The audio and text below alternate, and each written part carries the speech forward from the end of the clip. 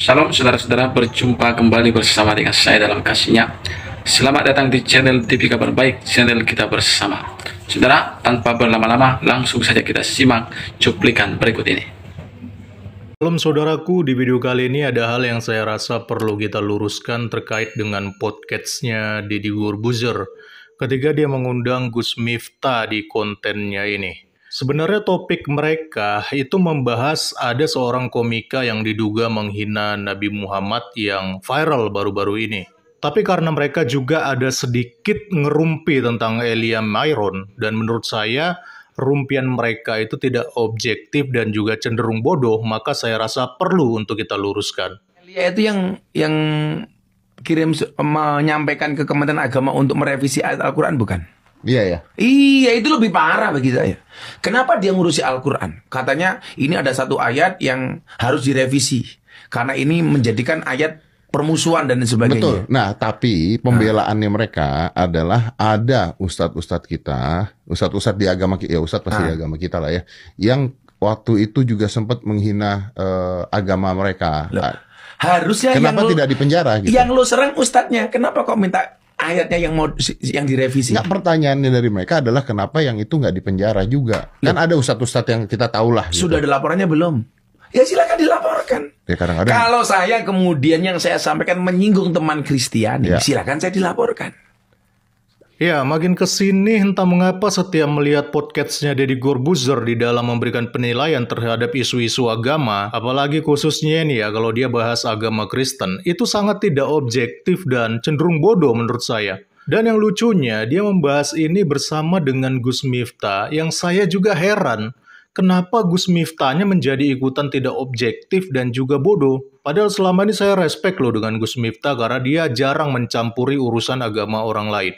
Baik, saya akan tunjukkan beberapa kebodohan dan ketidakobjektifan mereka di dalam rumpian mereka di podcast Deddy Corbuzier ini. Elia itu yang menyampaikan ke Kementerian Agama untuk merevisi ayat Al-Quran, bukan? Iya ya. Iya, itu lebih parah bagi saya. Kenapa dia ngurusi Al-Quran? Katanya ini ada satu ayat yang harus direvisi karena ini menjadikan ayat permusuhan dan sebagainya. Betul. Yang pertama, Gus Miftah mengatakan bahwa Elia Miron meminta Kementerian Agama untuk merevisi ayat-ayat Al-Quran. Dari pernyataan bodoh Gus Miftah ini, saya melihat ada kemungkinan sepertinya Gus Miftah ini belum pernah melihat langsung video Elia Miron yang meminta untuk mereformasi tafsir Al-Quran. Karena pada faktanya, Elia Miron itu tidak pernah meminta untuk merevisi ayat Al-Quran seperti yang dikatakan Gus Miftah tadi. Tetapi yang dia minta adalah agar Kementerian Agama mereformasi tafsir ayat Al-Qur'annya yang mengutip ayat-ayat dalam Injil Sinoptik yang terdapat di dalam kitab sucinya agama Kristen. Tapi entah bagaimana narasinya sampai di Gus Miftah berubah menjadi merevisi ayat-ayat Al-Qur'an. Ini kan lucu ya, nggak tahu inti masalah tapi berani koar-koar di ruang publik. Bahkan para polemikus Islam berikut ini aja mereka setuju loh dengan Elia untuk meminta Kementerian Agama mereformasi tafsir ayat Quran tersebut. Elia itu kan di sebuah videonya di TikTok itu kan menuntut atau membuat atau mengirim surat terbuka kepada Kementerian Agama Republik Indonesia untuk tidak mengutip-ngutip ayat Bible di dalam tafsir Quran. Iya.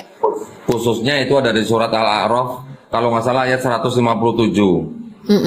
Memang di situ saya tahu dari dulu, saya udah lama tahu, saya udah pernah punya pikiran yang sebenarnya kurang lebih sama dengan Elia lah. Dalam hal ini saya setuju dengan Elia. Sama. Ya, karena kita sebagai umat Islam sudah tahu dan yakin bahwa Taurat, Zabur, Injil yang disebutkan di dalam Quran itu bukan Bible-nya Yahudi, bukan Bible-nya Kristen. Jadi kenapa menafsirkan Quran menggunakan ayat-ayat mereka? Itu saya setuju. Lalu poin yang kedua ya, Deddy Corbuzier juga ngawur saya lihat dalam hal ini ya. Sebagai host, bukannya meluruskan narasi Gus Miftah yang sudah melenceng dan tidak sesuai dengan pernyataan Elia Miron, tetapi Deddy Corbuzier sendiri malah ikut-ikutan menambahkan narasi yang bodoh yang tidak ada kaitannya. Karena ini menjadikan ayat permusuhan dan sebagainya. Betul. Nah, tapi pembelaannya mereka adalah ada ustadz-ustadz kita, ustadz-ustadz di agama kita, ya ustadz pasti di agama kita lah ya, yang waktu itu juga sempat menghina agama mereka. Harusnya Kenapa tidak dipenjara gitu? Yang lo serang ustadznya, kenapa kok minta ayatnya yang direvisi? Nggak, pertanyaannya dari mereka adalah kenapa yang itu nggak dipenjara juga? Kan ada ustadz-ustadz yang kita tahu lah. Gitu. Sudah ada laporannya belum? Ya silakan dilaporkan. Ya, kadang-kadang Kalau saya kemudian yang saya sampaikan menyinggung teman Kristiani, Ya. silakan saya dilaporkan.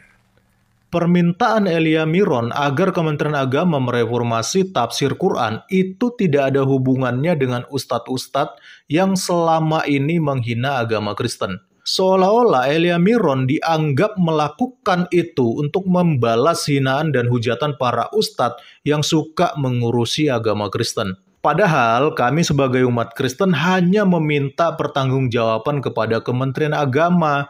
Mengapa ayat dalam Injil Sinoptik kami itu dipakai sebagai tafsir versi Kementerian Agama? Jadi ini sebenarnya nggak ada hubungannya dengan membalas hujatan para ustadz yang suka menghina agama Kristen. Karena kami hanya ingin agar ayat di dalam kitab suci agama kami tidak sembarangan dicomot berdasarkan tafsiran versi kalian sendiri. Yang punya hak untuk menafsirkan ayat-ayat dalam kitab suci agama kami adalah kami sendiri, bukan Kementerian Agama. Jadi inti masalah sebenarnya ada di situ, jadi nggak perlulah Deddy Corbuzier menggiring opini kemana-mana sehingga menjauh dari inti permasalahan yang sebenarnya. Dan berdasarkan informasi yang saya baca ya teman-teman, masalah ini sebenarnya sudah sampai ke telinganya Kementerian Agama, tapi jawabannya menurut saya sangat tidak memuaskan dan terkesan masa bodoh dengan situasi ini. Berikut pernyataan dari Kementerian Agama ya. Merespon surat terbuka Elia, Kepala Pusat Kerukunan Umat Beragama Sekretariat Jenderal Kementerian Agama Dr. H. Wawan Junaidi MA saat diwawancara di Magelang Jumat 24 November 2023 menjelaskan bahwa terkait penafsiran Al-Quran sebenarnya sejak dulu merupakan tradisi para ahli kitab agama. Tafsir Al-Quran oleh Kemenak memang sebagian ada yang mengutip dari Perjanjian Baru, itu sudah tradisi sejak lama.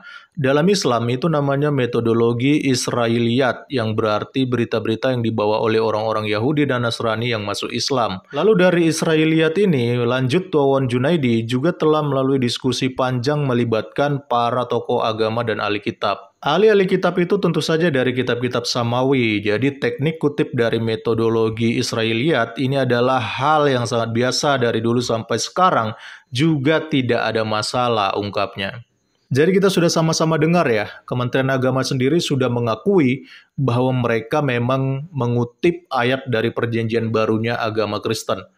Tapi menurut mereka katanya itu sudah biasa dan merupakan tradisi sejak lama katanya ya. Dan kalau dalam Islam namanya metodologi Israiliyat, yaitu berita-berita yang dibawa oleh orang-orang Yahudi atau Nasrani yang kemudian masuk Islam. Dan katanya itu hal yang biasa karena dari dulu sampai sekarang tidak pernah ada masalah. Tapi akhirnya sekarang jadi masalah kan? Dulu tidak ada masalah, itu karena dulu era keterbukaan informasi tidak seperti sekarang. Sehingga tidak ada umat Kristen yang protes ataupun komplain. Kalau sekarang zaman kan sudah berubah, harusnya kalau kita memang serius menunjukkan apa itu toleransi beragama, ya jangan mencampur adukan agama dong. Bukankah di dalam ajaran Islam diajarkan lakum dinukum waliyadin, yaitu agamaku agamaku, agamamu agamamu. Tapi mengapa kenyataannya ayat-ayat di dalam Injil orang Kristen yang sering dikatakan para ustadz sudah dipalsukan dan sudah diubah-ubah, tetapi malah dipakai sebagai pendukung tafsiran Al-Quran. Harusnya ya cukuplah kalian dengan kitab suci kalian sendiri dan kami sebagai umat Kristen dengan kitab suci agama kami sendiri. Itu baru namanya lakum dinukum waliyadin. Salam kritis, Tuhan Yesus memberkati. Nah, saudara-saudara, itulah dia video cuplikan. Baru saja kita simak cuplikan apa yang dibagikan oleh saudara kita apologet Kristen tadi. Saudara, ketika saya menonton video ini, saya semakin yakin dan sangat yakin bahwa Alkitab orang Kristen adalah Alkitab sumber daripada semua yang ada di dunia ini. Saudara, bahkan saudara, ketika saya juga menonton video ini, saya begitu yakin bahwa ayat-ayat Alkitab yang kita percayai, yang kita miliki saat ini, itu adalah firman Allah itu sendiri. Karena tadi kita sudah lihat dan dengar bahwa bagaimana katanya orang-orang Yahudi yang berpindah jadi Islam, mereka membawakan berita itu ketika mereka masuk Islam. Saudara yang berkati oleh Tuhan. Dan sumber itu datang dari kekristenan. Sumber itu datang dari Alkitab. Saudara, saya mau katakan dari tempat ini kepada kita, khususnya orang-orang Kristen. Saudara bersyukur punya Alkitab. Alkitab yang asli. Alkitab yang pasti. Alkitab yang mana isinya betul-betul adalah firman Tuhan. Ya dan amin. Ya dan pasti. Percayalah kepada firman Tuhan yang saudara baca di dalam Alkitab. Jangan ragu. Itu adalah firman Tuhan.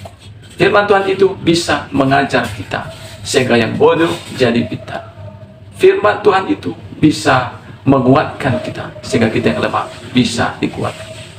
Dan firman itu juga bisa menegur kita dari yang hidupnya yang salah menjadi hidup dalam kebenaran. Dan firman yang kita baca di Alkitab itu juga bisa juga saudara menuntun kita dalam kebenaran. Sehingga kita yang tadinya tersesat, bagaimana kita tahu dunia ini penuh dengan kegelapan. Itu sebabnya firman Tuhan yang ada di dalam Alkitab yang saudara baca, jangan ragukan. Karena itu adalah pelita bagi kakimu dan terang bagi jalanmu. Saudara, inilah cuplikan yang saya bagikan bagi kita. Kiranya kita diberkati. Tuhan Yesus memberkati. Shalom.